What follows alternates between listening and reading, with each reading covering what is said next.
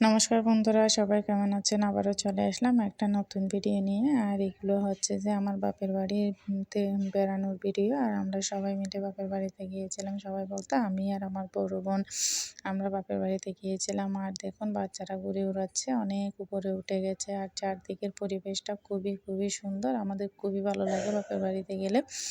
আমাদের না প্রত্যেকটা মেয়েরই বাপের বাড়িতে গেলে খুবই ভালো লাগে। দেখুন কত সুন্দর পরিবেশ, চারদিকে একদম সবুজ